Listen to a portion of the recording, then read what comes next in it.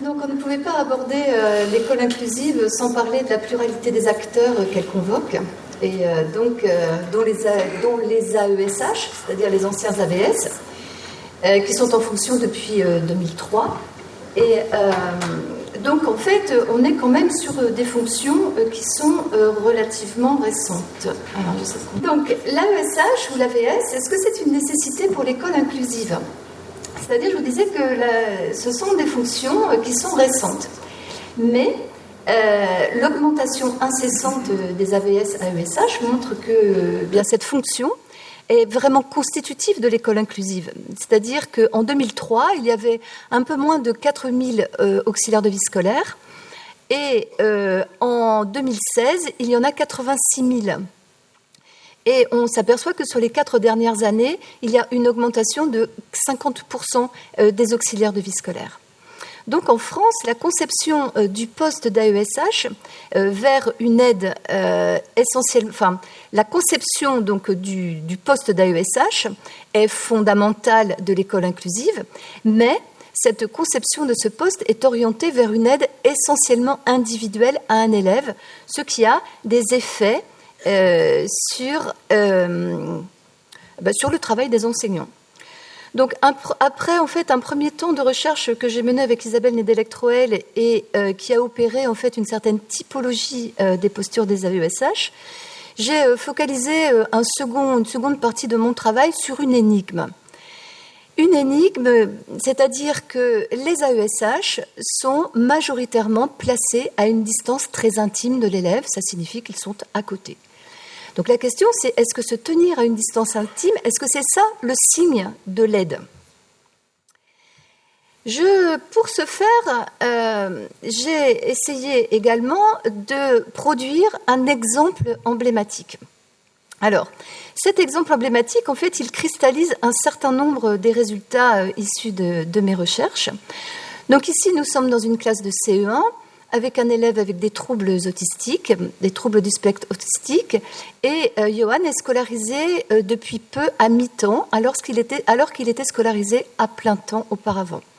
Dans cette classe, l'enseignant et l'AESH ont aménagé spatialement et ont mis, par exemple, en place des îlots, comme nous venons de les voir avec Anne Gombert.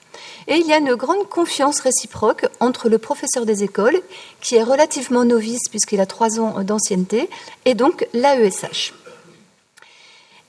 L'originalité, peut-être, de mon approche, c'est que c'est une approche didactique qui est fondée, en fait, sur la théorie de l'action conjointe en didactique et sur la didactique comparée.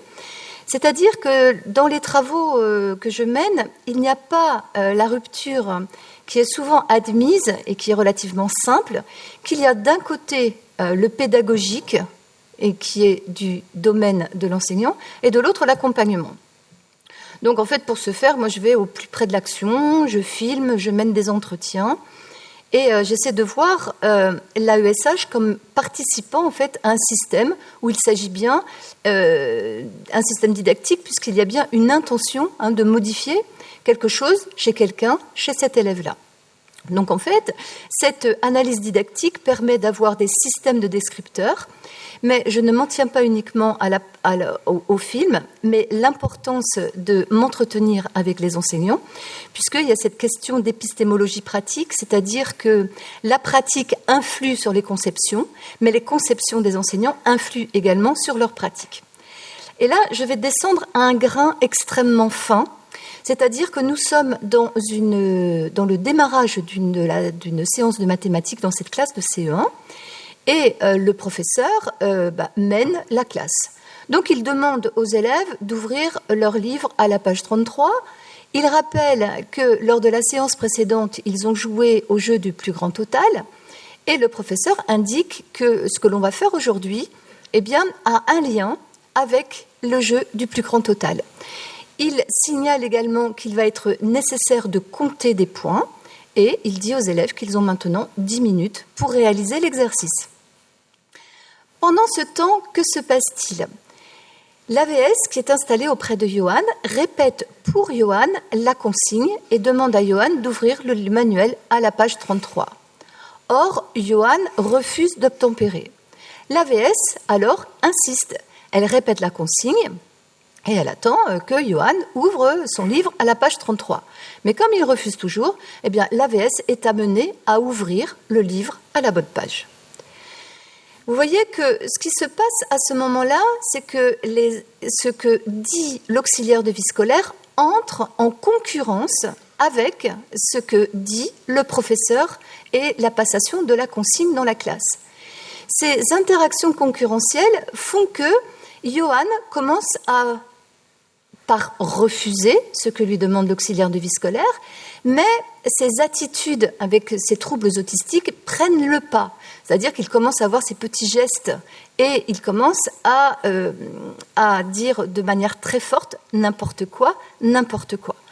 Donc, ça n'est pas très grave, sauf si, effectivement, ces interactions concurrentielles se produisent de manière répétée. Et ces interactions concurrentielles, que font-elles ? Eh bien, on voit ici, en bas à gauche, que comme Johan n'a pas pu entendre la consigne donnée par le professeur est amené à donner la consigne à Johan. Bref, Johan est alors pris en sandwich entre le PE et l'AVS, et sur la matinée qui a été filmée, Johan est à une distance intime d'un adulte, voire de 2 adultes, à 97% de son temps. Et vous voyez bien que c'est tout à fait différent pour les autres élèves. La reprise des consignes effectuée par le professeur se fait pendant que les autres élèves sont au travail. Donc, le temps d'expérience de Johan est beaucoup plus court que les autres élèves. L'AESH, du coup, lorsque le professeur quitte quasi le chevet de Johan, eh bien, l'AESH veut donc faire accélérer le travail de Johan. Elle va donc occuper une position très haute de surétayage et elle va injecter dans le milieu de l'étude des manières de faire qu'elle tient pour efficaces. C'est-à-dire que ce jour-là, elle va aller reprendre des bûchettes qui ont déjà été utilisées lors de d'autres séances, et donc va les proposer à Johan alors qu'il n'y en a pas besoin. Excusez-moi. Et de cette façon-là, d'ailleurs, elle réduit le savoir, les enjeux de savoir de la situation. Du coup, dans l'analyse et dans, effectivement, essayer de voir un peu quelle est l'épistémologie pratique qui s'en dégage, qu'est-ce que l'on voit du côté des pratiques ? On voit du côté des pratiques dans cette classe que aider, c'est la présence d'un adulte tout le temps, c'est des sollicitations tout le temps envers Johan, c'est un guidage très fort de l'action sur la matinée. Pourtant, dans les discours, ce n'est pas ce que disent le professeur et l'auxiliaire de vie scolaire. Tous les deux ont un désir de retrait, c'est-à-dire qu'ils restent en retrait de l'apprentissage de Johan. Mais la mise au travail individuel, qui est massive dans cette matinée, n'offre pas de retrait possible. En tous les cas, ils sont toujours auprès de Johan.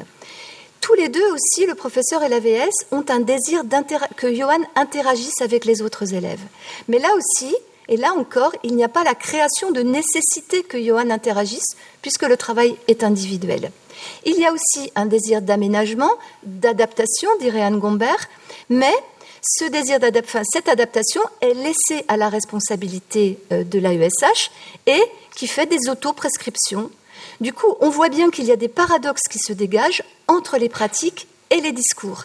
Et d'ailleurs, les discours ne sont pas si clairs que ça, puisque l'enseignant dit « mais l'auxiliaire de vie scolaire, elle est là pour driver par derrière ». Donc d'un côté, il demande le retrait, mais de l'autre côté, il pense au fait qu'elle est là pour guider l'élève. Et que pour le professeur, le but affiché, c'est d'abord la socialisation avant tout. Donc il y a un relâchement du côté des savoirs. Du coup, eh bien, dans ce paradoxe entre les pratiques et les discours, on voit que le manque d'accord sur les registres d'intervention du professeur des écoles et de l'AESH, eh bien, et le manque d'anticipation sur les situations d'enseignement et d'apprentissage font que, eh bien, on y a un besoin de la présence de l'AVS tout le temps, mais surtout pour parer à tout dérapage de l'élève. Mais paradoxalement, la présence de l'AVS tout le temps auprès de l'AVS fait que Johan rejette l'auxiliaire de vie scolaire. Du coup, en synthèse, eh bien, ce que l'on pourrait dire, c'est que on voit ici quelques couples qui se génèrent, c'est-à-dire celui de délégation et de relégation. C'est-à-dire que quand un enseignant et quand cet enseignant-là délègue à l'AESH un certain nombre de tâches qui pourraient incomber et qui incombent à la responsabilité du professeur, alors il peut y avoir un risque de relégation de l'élève, c'est-à-dire d'exclusion du groupe au sein même de la classe. On voit bien qu'il y a ce surétayage, mais sans la phase de désétayage. C'est-à-dire qu'on voit un dédoublement, dans mon jargon, des temps didactiques, celui de la classe et celui pour Johan, qui est désolidarisé de celui de la classe, et Johan est assujetti à d'autres milieux qui ne concourent plus aux apprentissages collectifs.